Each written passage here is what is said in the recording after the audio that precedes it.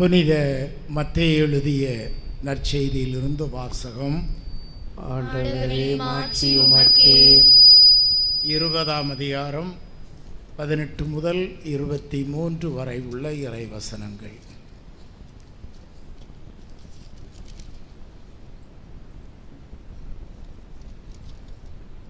ஜெபதேயின் மனைவி தம் மக்களோடு ஒரு வேண்டுகோள் விடுக்குமாறு இயேசுவிடம் வந்து பணிந்து நின்றார். உமக்கு என்ன செய்ய வேண்டும் என்று இயேசு அவரிடம் கேட்டார். அவர், நீர் ஆட்சி புரியும் போது என் மக்களாகிய இவர்கள் இருவரும் ஒருவன் உமது அரியணையின் வலப்புறமும் இன்னொருவன் இடப்புறமும் அமரச் செய்யும் என்று வேண்டினார். அதற்கு இயேசு, நீங்கள் என்ன கேட்கிறீர்கள் என உங்களுக்கு தெரியவில்லை. நான் குடிக்கப் போகும் துன்பக் கிண்ணத்தில் உங்களால் குடிக்க இயலுமா என்று கேட்டார். அவர்கள், எங்களால் இயலும் என்றார்கள். அவர் அவர்களை நோக்கி, ஆம், என் கிண்ணத்தில் நீங்கள் குடிப்பீர்கள். ஆனால் என் வலப்புறத்திலும் இடப்புறத்திலும் அமரும்படி அருளுவதோ என் செயல் அல்ல. மாறாக அவ்விடங்களை என் தந்தை யாருக்கு ஏற்பாடு செய்திருக்கிறாரோ அவர்களுக்கே அவை அருளப்படும் என்றார். கிறிஸ்துவின் நற்செய்தி. கிறிஸ்துவே உமக்கு புகழ்.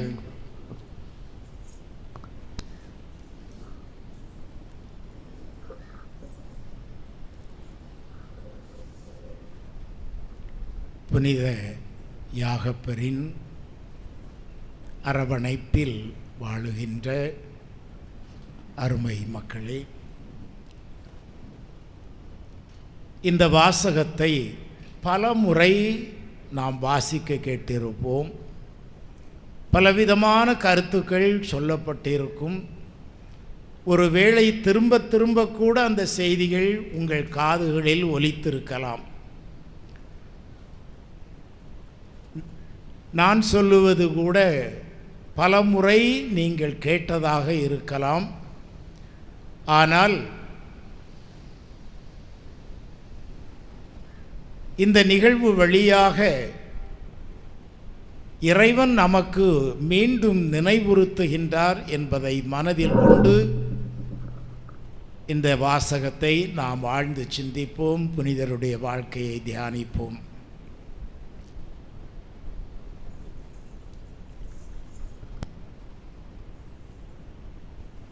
புனித யாகப்பருடைய தாய் இயேசுவிடம் வந்து, என் மக்கள் இருவர், யாக்கோபு யோவான், இந்த 2 பேரும் உம்முடைய வலப்பக்கம் ஒருவனும் இடப்பக்கம் ஒருவனும் அமர வேண்டும் என்று கேட்கின்றார். இது நாம் இன்று வாசித்தது. இதையே நீங்கள் மார்க்கு நற்செய்தியில் படித்தீர்களானால், மார்க்கு நற்செய்தி 10ஆம் அதிகாரம் 27வது வசனத்தில் தொடர்ந்து சொல்லப்படுகிறது. அங்கே அந்த அம்மா வந்து கேட்கவில்லை. இந்த 2 சீடர்களுமே போய் கேட்கின்றார்கள்.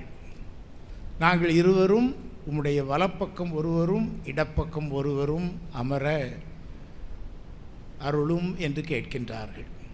ஆகவே மத்தேயு நற்செய்தியில் தாய் போய் கேட்கின்றாள். மார்க்கு நற்செய்தியில் அந்த 2 பிள்ளைகளும் போய் கேட்கின்றார்கள்.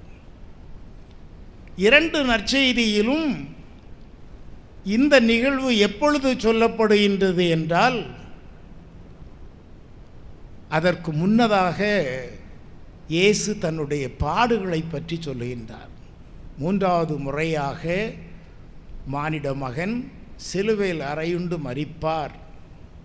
தன்னுடைய பாடுகளை அவர் முன்னறிவிக்கின்றார். அதை தொடர்ந்துதான்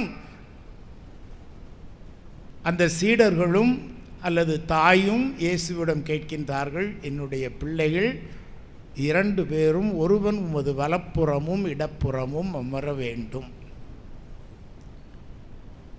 ஏன் இந்த 2 மாறி மாறி வருது?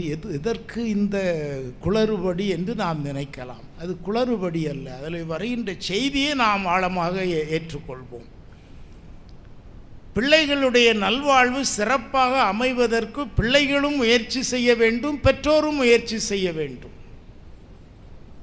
2 பேருமே முயற்சி செய்ய வேண்டும் என்ற கோணத்தில் தான் நாம் அதை சிந்திக்க வேண்டும்.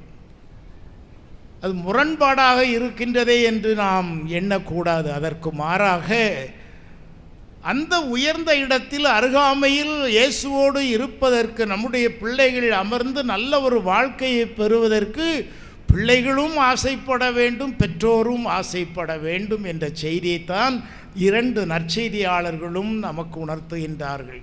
எனவே நம்முடைய பிள்ளைகள் ஆண்டவருடைய அருள் பெற்றவர்களாக அருமையான ஒரு வாழ்க்கையை பெறுவதற்கு 2 பேருடைய பங்களிப்பும் அவசியம் என்பதை இந்த 2 நாம் உணர்ந்து கொள்ளலாம்.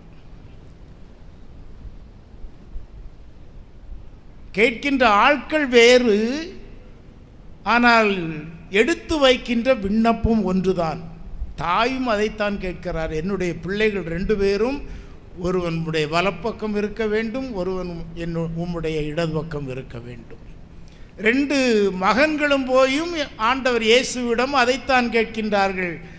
நான் உம்முடைய வலப்பக்கம் இருக்க வேண்டும், என்னுடைய தம்பி உம்முடைய இடப்பக்கம் அமர வேண்டும். 2 பேரும் ஒரே விண்ணப்பத்தை தான் கேட்கின்றார்கள். இதனால் என்ன பயன்? இதனால் என்ன பயன்?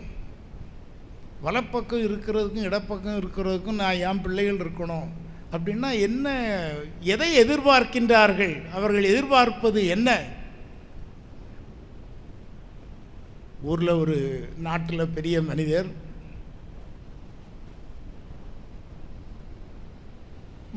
முதலமைச்சர் என்று வைத்துக்கொள்ளும். முதலமைச்சரோடு வலது பக்கமும் இடது பக்கமும் நம்முடைய குடும்பத்தில் உள்ள ஒருவர் இருக்கின்றார் என்றால் அதனுடைய அர்த்தம் என்ன? வலப்பக்கமும் இடப்பக்கமும் அமருவது என்பது ஒரு நெருக்கத்தை குறிப்பிடுகின்றது. மிக நெருங்கியவர், மிக அருகாமையில் இருப்பவர், மிக வலிமையானவர். ஆகவே வலப்பக்கம் அமர்வதும் இடப்பக்கம் அமர்வதும் எதை எதிர்பார்க்கின்றது என்றால், என்னுடைய பிள்ளைகள் வலிமையுள்ளவர்களாக, செல்வாக்குள்ளவர்களாக, சாதிக்கின்றவர்களாக, சரித்திரம் படைப்பவர்களாக என்னுடைய பிள்ளைகள் இருக்க வேண்டும் என்பதுதான் அந்த விண்ணப்பத்தின் உட்பொருள்.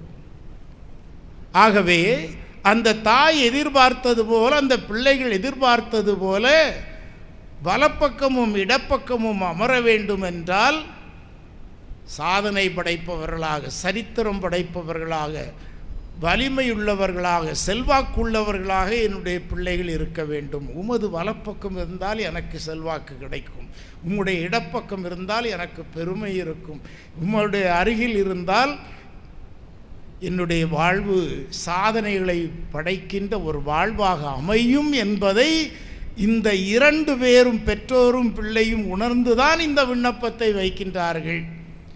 ஆகவே இயேசுவோடு உள்ள ஒரு நெருக்கம், ஒரு அருகாமை நம்முடைய பிள்ளைகளுக்கு நல்ல ஒரு வாழ்க்கையை கொண்டு வரும் என்பதை 2 பேரும் எதிர்பார்த்திருக்கின்றார்கள். நாட்டில் நடக்கின்ற நிகழ்ச்சிகளை நாம் பார்க்கின்றோம் அல்லவா? ஒரு அரசு அதிகாரியோடு தொடர்புடைய ஒருவராக இருந்தால் காரியம் மிக எளிதாக சாதிக்கப்படுகிறது. எனவே வலப்பக்கமும் இடப்பக்கமும் நமக்குரியவர்கள், நம்முடைய குடும்பத்தை சார்ந்தவர்கள், நமக்கு நண்பர்கள் இருப்பார்களானால் நாம் காரியங்களை எளிதில் சாதிக்க முடியும் என்பதுதான் இயல்பான நாட்டு நடப்பு. இதைத்தான் அவர்கள் இயேசுவினிடம் வைக்கின்றார்கள். இயேசுவோடு இவர்கள் வலப்பக்கமும் இடப்பக்கமும் இருந்தால் பல நன்மைகளை, தெய்வீக கொடைகளை நாம் பெற முடியும் என்பதை அங்கே உணர்த்துகின்றார்கள். ஆகவே கேட்ட சலுகை சரியானது தான். கேட்ட 2 பேரும் சரியாகத்தான் செய்திருக்கின்றார்கள். கேட்ட சலுகையும் சரியானது தான், வலப்பக்கம் இடப்பக்கம். இதன் உட்பொருள் என்ன என்றால், இயேசுவோடு, இறைவனோடு மிக நெருக்கத்தில் அமர வேண்டும். கொஞ்சம் தூரத்தில் போய் இருக்கோம்னா நம்ம 100ல் 1 1000ல் 1 ஆகிடுவோம். அந்த வலப்பக்கமும் இடப்பக்கமும் அமர்ந்தால் அதனுடைய நெருக்கம் பெரிய ஒரு சாதனையை படைக்கக்கூடியது. ஆகவே வலப்பக்கமும் இடப்பக்கமும் அமருவது என்பது சலுகைகளையும் சாதனைகளையும் வரலாற்றையும் சரித்திரத்தையும் படைக்கக்கூடிய ஒரு ஆற்றல் படைத்தது.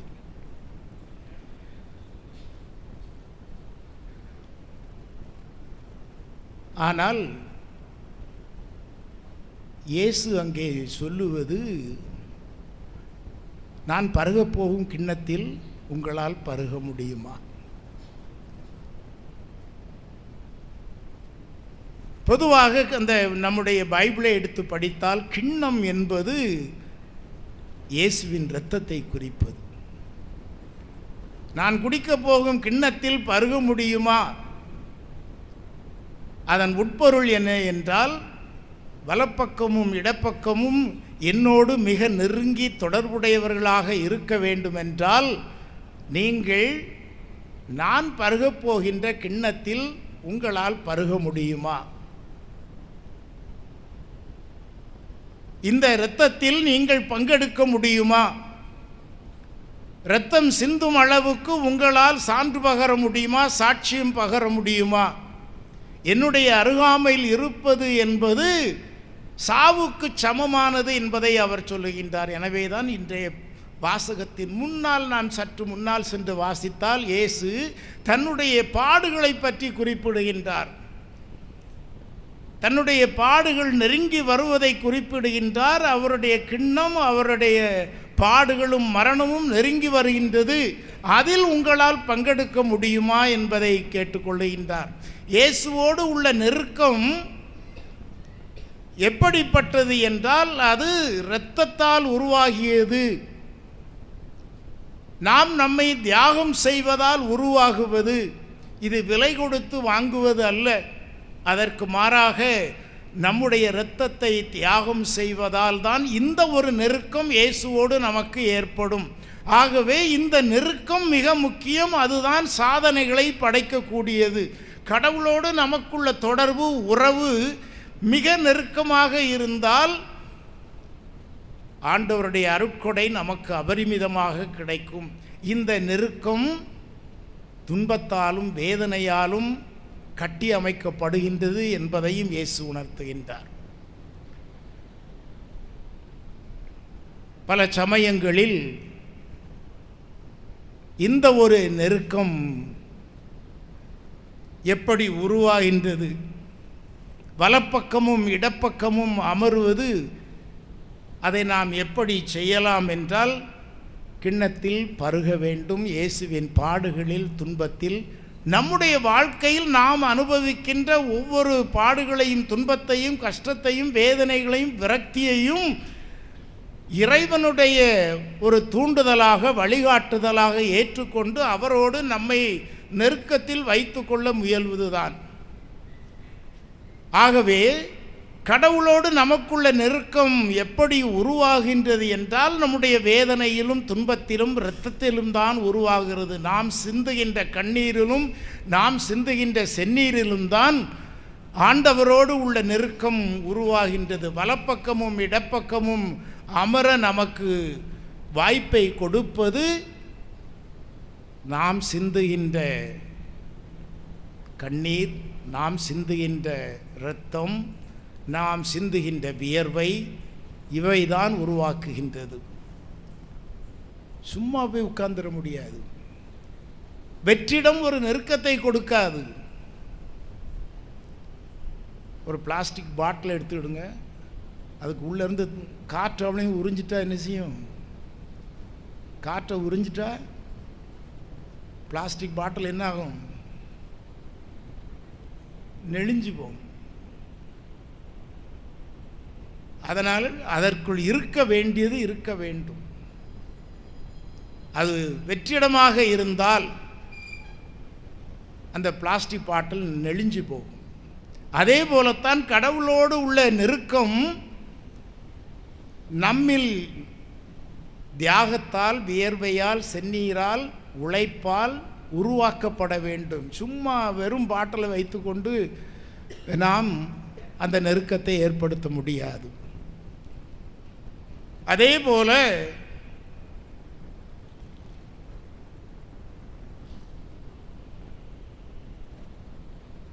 நம்மோடு கடவுளை நம் சார்பில் வைத்து கொள்ள வேண்டும். இந்த நெருக்கம் வலப்பக்கமும் இடப்பக்கமும் அமருவது என்பது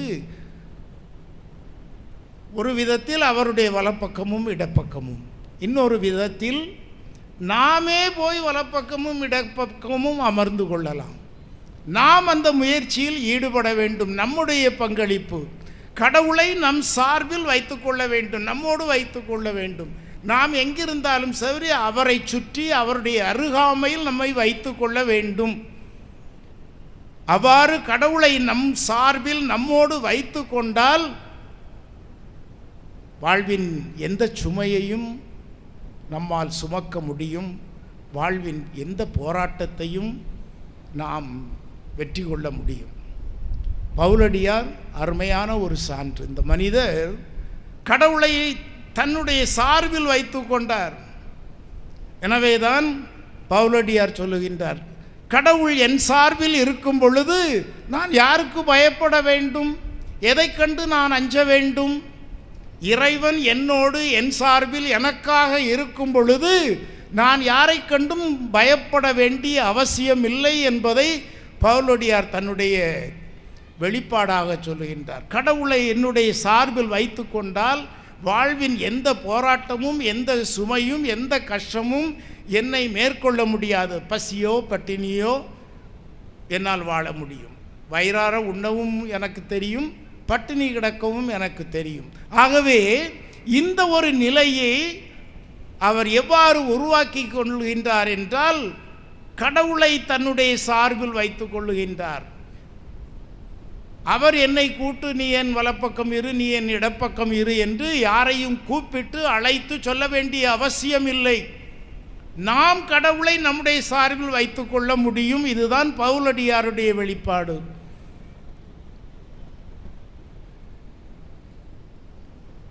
யாக்கோபும் யோவானும் போய் கேட்டார்கள், வலப்பக்கம் இடப்பக்கமும் நாங்கள் அமர அருளும் என்று. ஆனால் பவுலடியார் சொல்லுகின்றார், நாம் போய் கேட்க வேண்டிய அவசியம் இல்லை. நாமே கடவுளை நம் சார்பில் நம்மோடு நமக்கு அருகாமையில் வைத்து கொள்ள முடியும்.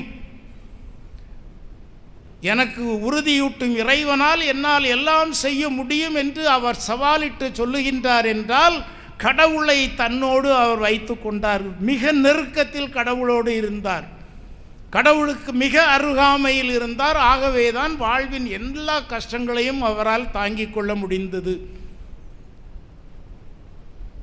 அன்புக்குரியவர்களே, கடவுளை நம்மோடு நாம் வைத்து கொள்ளும் பொழுது, நம் சார்பில் வைத்து கொள்ளும் பொழுது வாழ்வின் சவால்களை நாம் சந்திக்க முடியும். எந்த கிண்ணத்தையும் நம்மால் பருக முடியும். அதே வேளையில் நம்முடைய இறைவனும் நம்மீது அக்கறையுள்ள இறைவன். நாம் ஒருவேளை தொலைவில் இருந்தாலும் கடவுள் நம்மை விட்டு விடுவதில்லை. அந்த இறைவனை நம்முடைய சார்பில் நாம் வைக்க தவறினாலும் கடவுள் நம் இறைவன் நம்மை விட்டு விடுவதில்லை.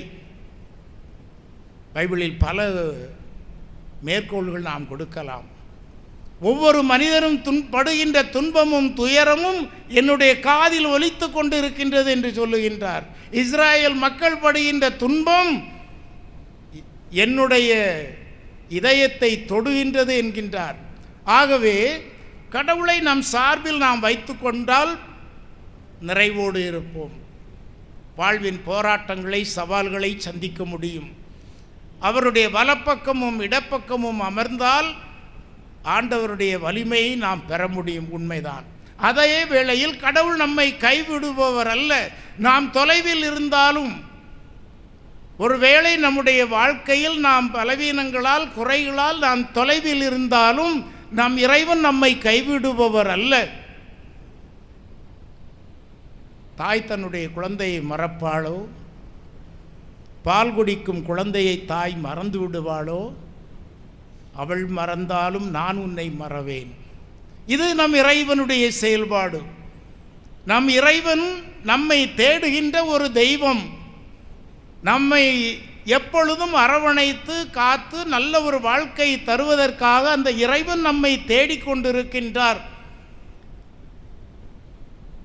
நாம் தொலைவில் இருந்தாலும் அந்த இறைவனுக்கு நம்மீது அக்கறை உண்டு. பல சமயங்களில் உலக நடைமுறையில் நாம் பார்க்கலாம், நல்லவர்கள் ஏன் துன்பப்படுகிறார்கள், நல்லவர்கள் ஏன் கஷ்டப்படுகின்றார்கள், அவர்களுக்கு ஏன் வாழ்க்கையில் இப்படி போராட்டம், குறிப்பாக குழந்தைகள் ஏன் பாதிக்கப்படுகின்றார்கள், அவர்கள் ஒரு தவறும் செய்யவில்லையே, ஏன் அவர்கள் பாதிக்கப்படுகின்றார்கள். இந்த கும்பகோணத்தில் ஒரு ஸ்கூலில் ஒரு நிகழ்ச்சி நடந்தது கொஞ்சம் காலத்துக்கு முன்னால். ஏறக்குறைய 100 குழந்தைகள் தீயில் கருகி இறந்து போனார்கள். அது கிறிஸ்மஸ் சமயத்தில். நான் இப்போ சாத்தாங்குளத்தில் இருந்தேன்.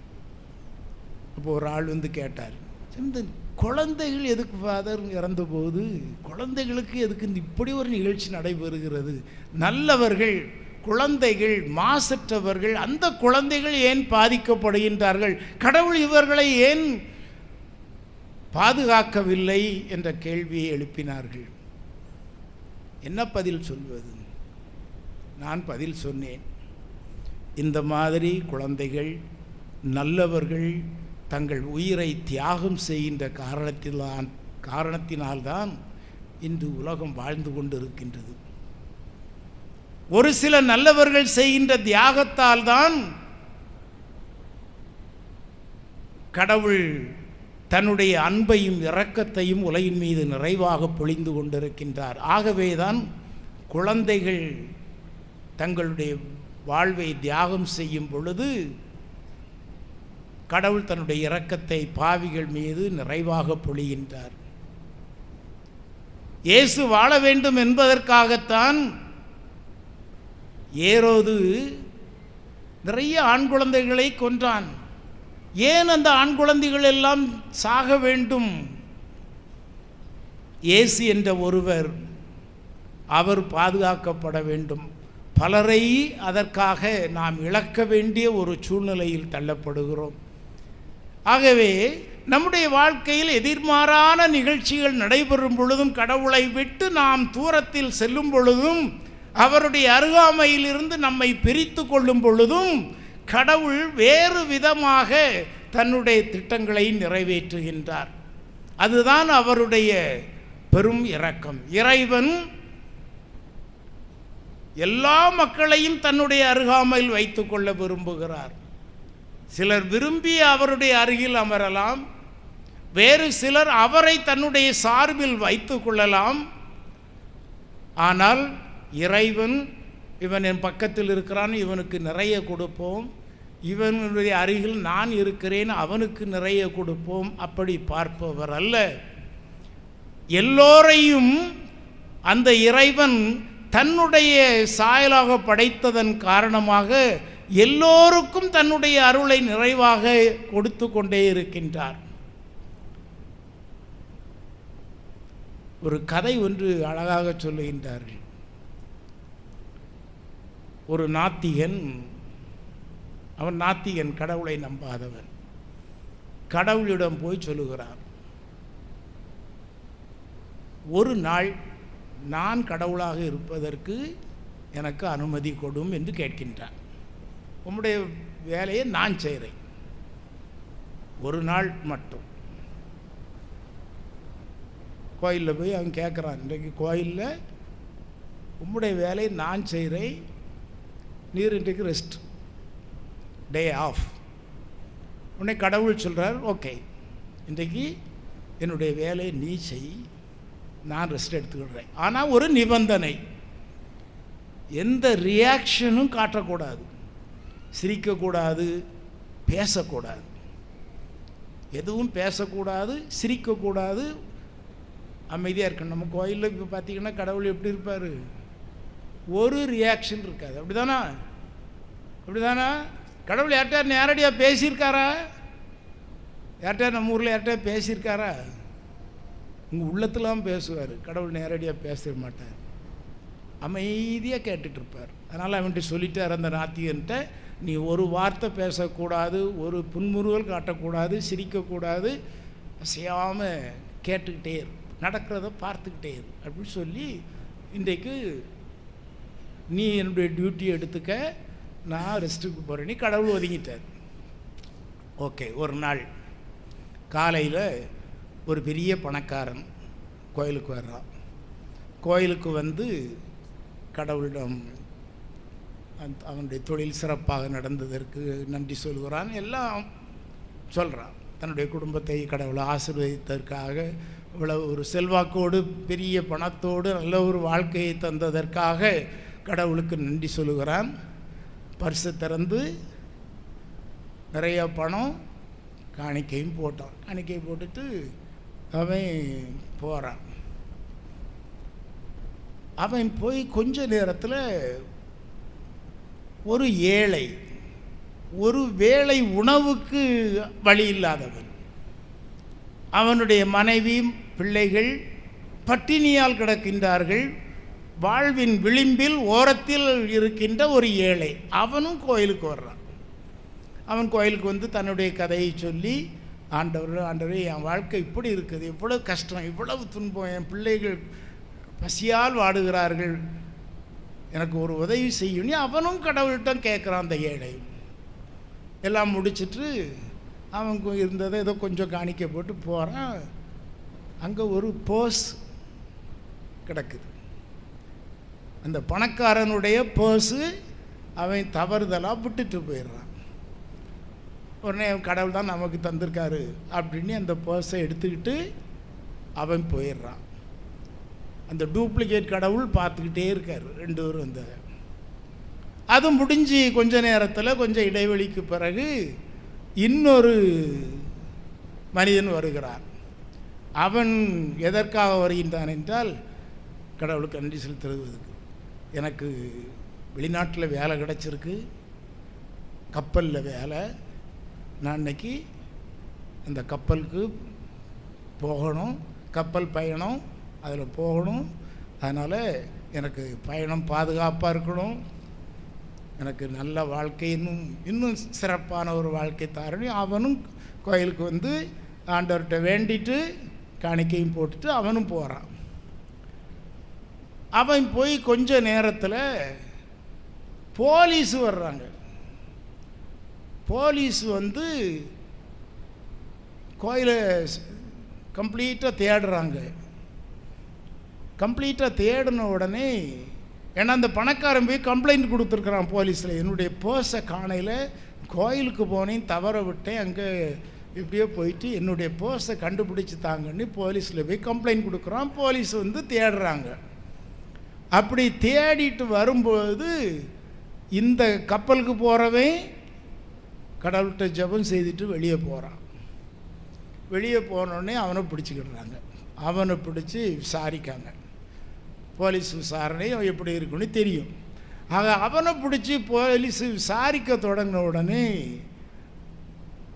அந்த கடவுள் என்ன பண்ணுறாரு, இவர் இல்லை, களவு செய்தது யார்? அந்த ஏழை. அவன் தான் அந்த பர்ஸை தூக்கிட்டு போயிட்டான் அப்படின்னு கடவுள் சொல்கிறார். டூப்ளிகேட் கடவுள் வந்து சொல்கிறார். சரி, இது நம்ம கதையை எப்படி போகணும் அது பிறகு பார்த்துக்கிடுவோம். கடவுள் இப்போ அவங்கிட்ட வர்றார். இதுதான் நமக்குள்ள கதை. கடவுள் அந்த டூப்ளிகேட் கடவுள்கிட்ட வந்து சொல்கிறார், ஆமாம் நான் உன்கிட்ட என்ன சொன்னேன், எதுவும் பேசக்கூடாது, சிரிக்கக்கூடாது, ஒரு ரியாக்ஷன் காட்டக்கூடாதுன்னு சொன்னேன், நீ என்ன செய்தா அப்படின்னு கேட்குறான்.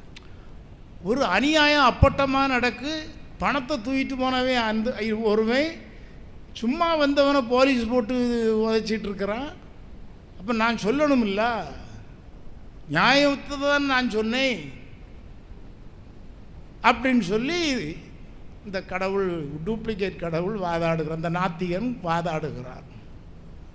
உடனே பத்தியா, நீ எப்படி அணுகிறாய், நான் எப்படி அணுகினேன், என்னுடைய திட்டம் என்ன தெரியுமா? இந்த பணக்காரன் அவன் இந்த பணத்தை, நிறைய பணத்தை தொலைத்து விட்டான். ஆனால் அவ்வளவு பணமும் அநியாயமான முறையில் சம்பாதித்தது, கொள்ளையடித்து சம்பாதித்தது, எங்கேயோ யாரையோ ஏமாற்றி அவன் சேமித்த பணம், தவறான முறையில் வந்த பணம். உனக்கு அது தெரியல பத்தியா? தவறான முறையில் அவன் சேகரித்த பணம். ஆகவே அவனிடமிருந்து பறிமுதல் செய்கின்ற விதத்தில் அது காணாமல் போகும்படி செய்ததும் நான் தான். அடுத்து வந்த ஒரு ஏழை, அவன் ஒருவேளை சாப்பாட்டுக்கு அல்லாடியவன்.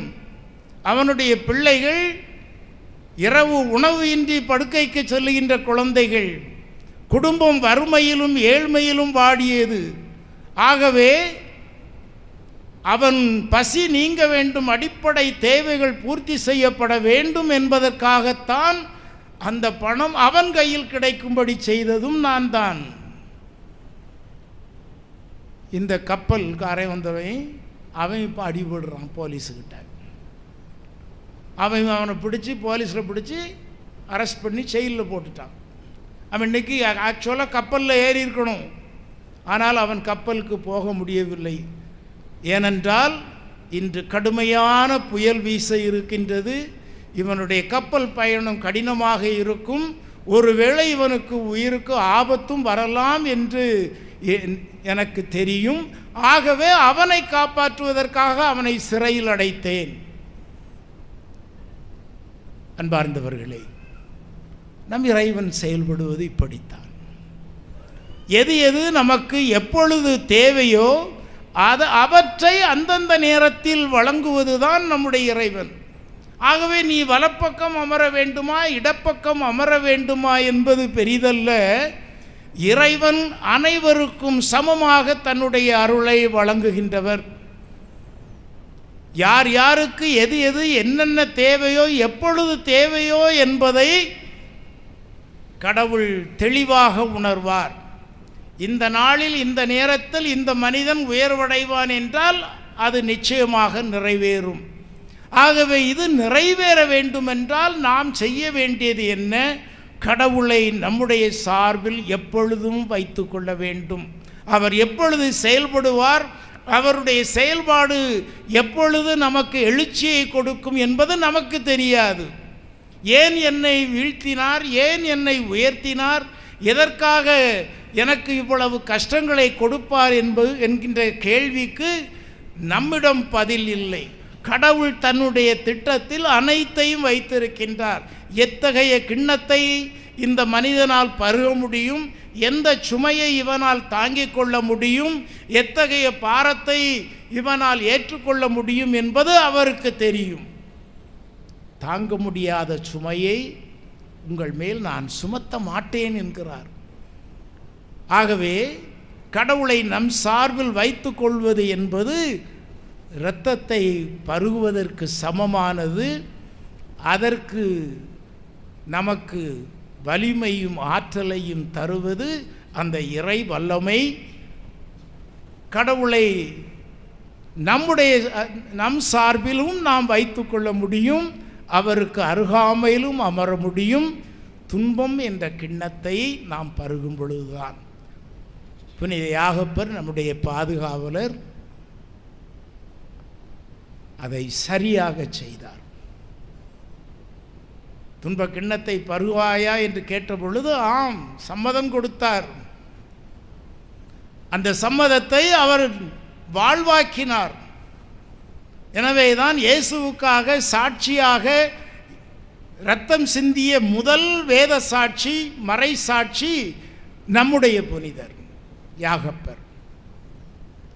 என்னால் இரத்தம் சிந்தி சாட்சியம் பகர முடியும் என்பதை சொன்னதை சாதித்து காட்டியவர் நம்முடைய புனிதர். ஆகவேதான் உலகம் அவரை போற்றுகின்றது. அன்புக்குரியவர்களே, அவருடைய விழாவை கொண்டாடும் இவ்வேளையில் ஒவ்வொரு பெற்றோரும் ஒவ்வொரு பிள்ளைகளும் இயேசுவிடம் இந்த வேண்டுகோளை வைப்போம். நான் உம்முடைய வலப்பக்கம் அமர வேண்டும், நான் உம்முடைய இடப்பக்கம் அமர வேண்டும், உம்முடைய நெருக்கத்தில் உம்முடைய அருகாமையில் நான் இருக்க வேண்டும். அப்பொழுது எனக்கு எந்த கஷ்டமும் கிடையாது, எனக்கு எந்த துன்பமும் கிடையாது. இந்த ஒரு விண்ணப்பத்தை வைப்போம். இரண்டாவதாக, ஒருவேளை நாம் அருகாமையில் இருந்தால் கடவுள் நம்மை கைவிட மாட்டார். ஏதோ ஒரு காரணங்களால் நாம் அவரை விட்டு அகலச் சென்றால், விலகிச் சென்றால் இறைவன் நம்மை கைவிட மாட்டார். அவர் நம்மை தேடுகின்ற தெய்வம், தேடி நமக்கு வாரி வழங்குகின்ற தெய்வம். எது எது எப்பொழுது எவ்வளவு தேவையோ அதை அவ்வப்போது வழங்குகின்றவர் தான் நம்முடைய இறைவன். எனவே நம்முடைய வாழ்வில் கஷ்டங்கள், துன்பங்கள், வியாதிகள், இழப்புகள் அவை வரும் பொழுது கடவுள் நம் அருகில் இருக்கின்றார் என்பதை நாம் உணர்ந்து கொண்டால் நம்முடைய வாழ்க்கை நிச்சயமாக உயர்வடையும். எனவே புனிதருடைய விழாவை கொண்டாடும் இவ்வேளையில் நம்முடைய ஜெபங்களை நம்முடைய குடும்பங்களுக்காக, சிறப்பாக நம்முடைய பிள்ளைகளுக்காக, எதிர்காலத்திற்காக, நம்முடைய ஊரை உருவாக்குகின்ற நம்முடைய குழந்தைகளுக்காக நாம் பக்தியோடு மன்றாடுவோம். ஆண்டவருடைய அரவணைப்பில் நம்முடைய குழந்தைகள் எப்பொழுதும் இருக்க வேண்டும் என்று பார்த்து கொள்வோம். அந்த அரவணைப்பை விட்டு நாம் தொலைவில் சென்றாலும், தவறுகளால், பாவங்களால், பலவீனங்களால் தொலைவில் சென்றாலும் இறைவன் நம்மை கைவிடுபவர் அல்ல. நம்மை தேடி வருகின்ற இறைவன். விலகிச் சென்ற ஆடை தேடி செல்லுகின்றவர் தான் நம்முடைய இறைவன். ஒவ்வொருவருக்கும் ஒரு திட்டம் வைத்திருப்பார். அந்த திட்டத்தின்படி தான் அனைத்தும் நடக்கும். அது நம்மில் நிறைவேற வேண்டும் என்று இந்த நாட்களில் நாம் ஜெபிப்போம். கடவுள் நம் ஒவ்வொருவரையும் சிறப்பாக நம்முடைய குழந்தைகளையும் தன்னுடைய அரவணைப்பில் வைத்து காக்குமாறு மன்றாடுவோம். ஆமென்.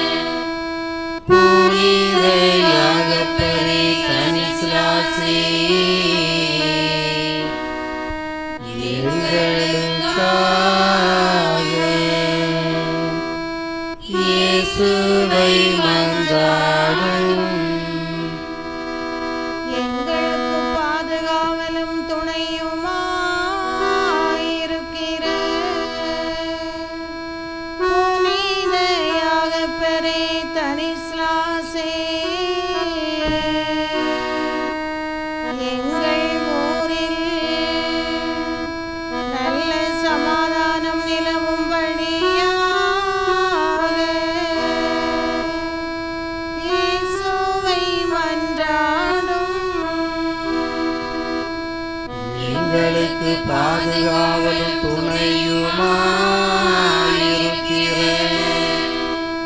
புனித யாகப்பரி தனிஸ்லாசே, எங்கள் ஊரில் நல்ல சமாதானம் நிலவும்படியாக இயேசுவை மன்றாடும். எங்களுக்கு பாதுகாவலும் துணையும் அடைக்கலமுமாயிருக்கிற புனித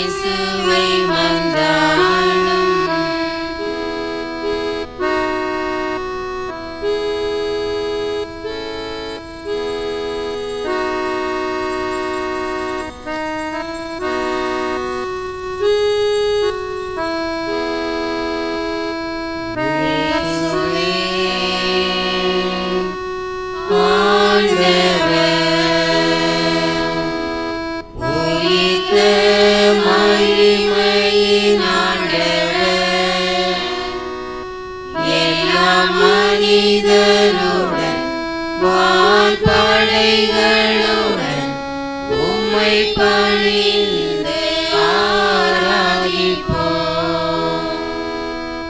இயேசுவே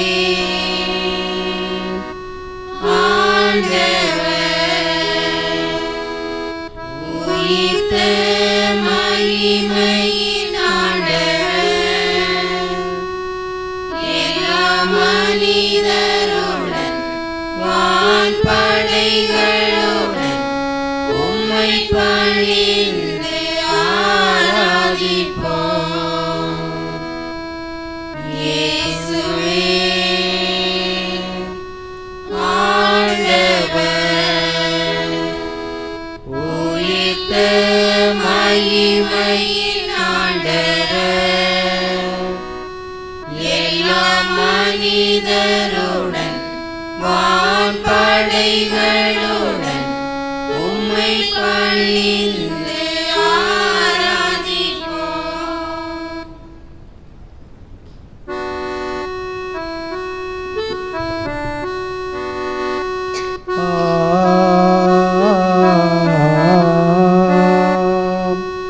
மாலை நேரம் ஆகுதே,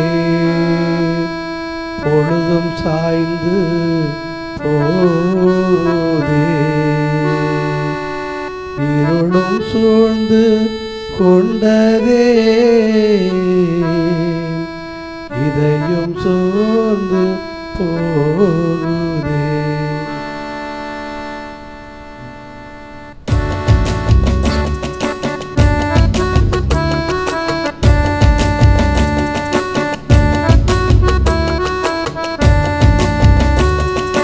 எங்களோடு தங்கும் இயேசுவே,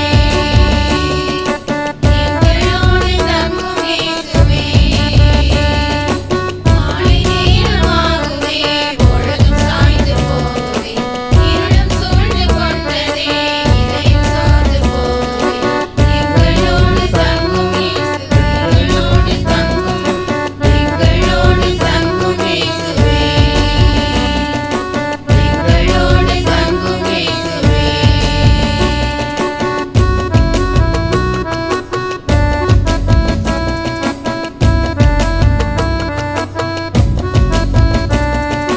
உள்ளம் சோர்ந்து போயினும் உடன் நடக்கவா, தப்பிடாத வந்த உள்ளம் கடிந்து கொள்ளவா,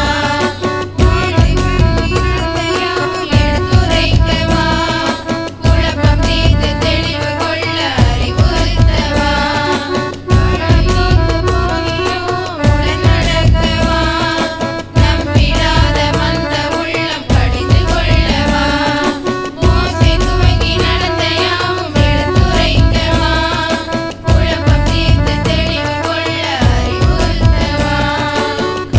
நீக்கி கலக்கம் போக்கவா, ஐயம் போக்கி ஆற்றலூட்டவா,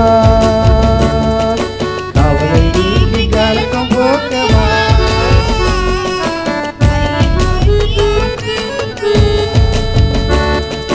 பணிந்து உம்மை வேண்டியோரை உள்ளம் தங்கவா, எங்களோடு தங்கும், எங்களோடு தங்கும், எங்களோடு தங்கும் இயேசுவே,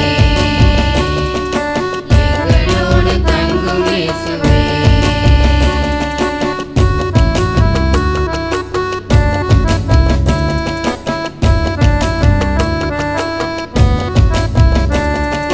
நீ எம்மோடு பேசும்போது உள்ளம் உருகுதே, வார்த்தை கேட்க எங்கள் இதயம் பற்றி எரியுதே, இல்லம் நுழைந்து பந்தி அமர உணர்வு பொங்குதே, அப்பம் எடுத்து புகழ்ச்சி கூற கண்கள் திறந்ததே.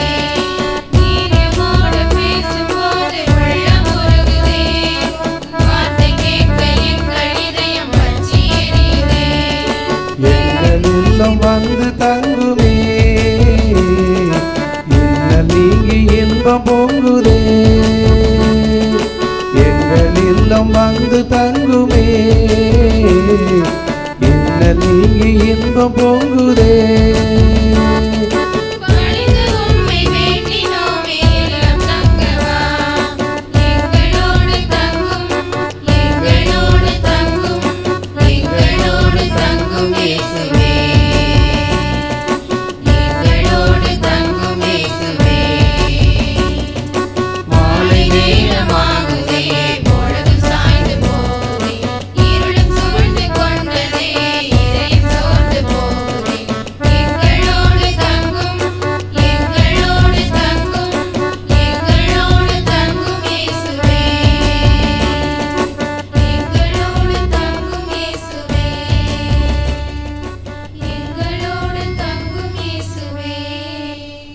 தாழ்ச்சியால் மறந்திருக்கிற தெய்வமாகிய இயேசுவே, தேவர் இருமது பிரதாப சோதிகரில் மறைக்கிற திவ்ய நற்கரணையில் உம்மை அத்தியந்த விசுவாசத்துடனே ஆராதிக்கிறோம். தேவரிற்கு ஏற்காத துரோகங்களாய் சண்டை சச்சரவுகளுக்கும் பெருமை சிலாக்கியம் பொறாமை சச்சரை காய்மாரத்துக்கும் சகல தூர் மாதிரிகளுக்கு பரிகாரமாக பரிசுத்த துதியர்கள் தாழ்ச்சி ஒடுக்கு சிற வணக்கத்தையும் உமக்கு ஒப்பு கொடுக்கிறோம் சுவாமி.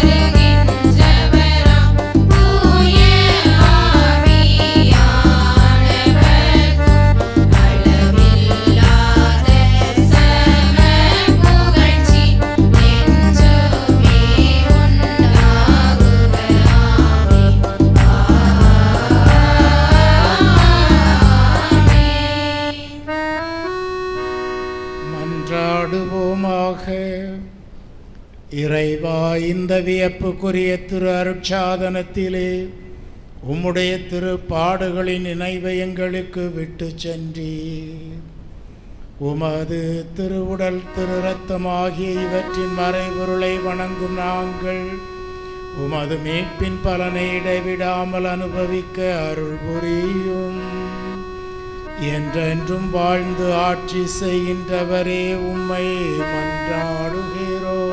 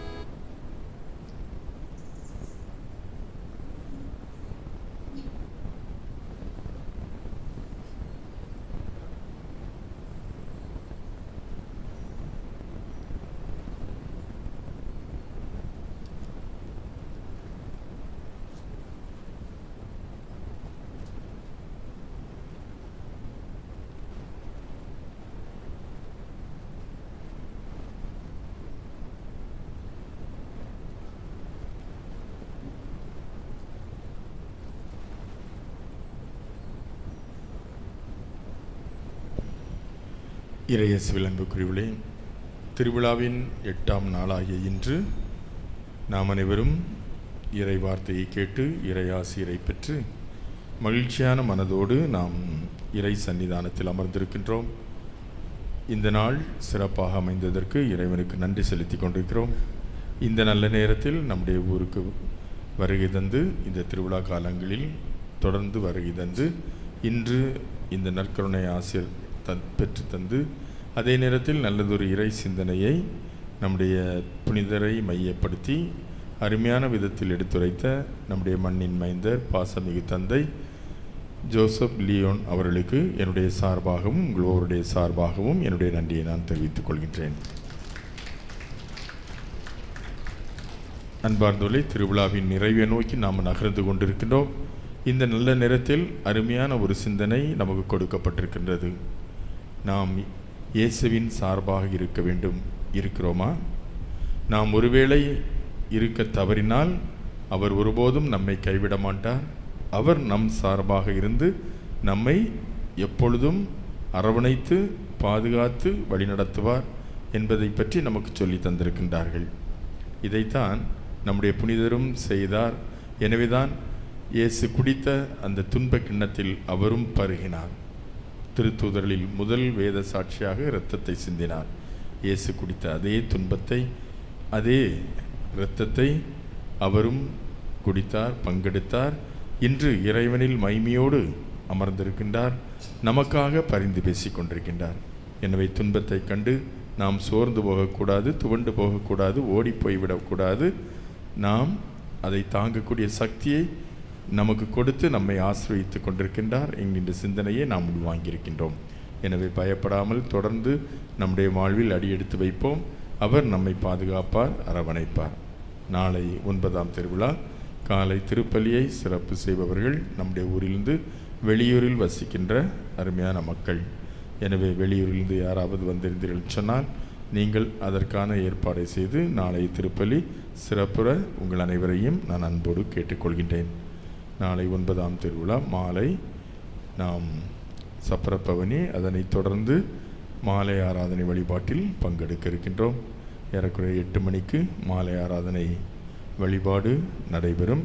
நம்முடைய தூத்துக்குடி மறை மாவட்ட முதன்மை குரு பேருத்தந்தை ரவிபாலன் அவர்கள் வருகை தர இருக்கின்றார்கள். எனவே குறித்த நேரத்தில் மாலை ஆராதனை நடைபெற அனைவரும் ஒத்துழைக்குமாறு அன்போடு கேட்டுக்கொள்கின்றேன். எனவே நாளை தினம் நடைபெறுகின்ற அனைத்து நிகழ்வுகளிலும் நீங்கள் அனைவரும் பங்கு பெற்று இறை ஆசிரியை பெறவும் அன்போடு கேட்டுக்கொள்கின்றேன்.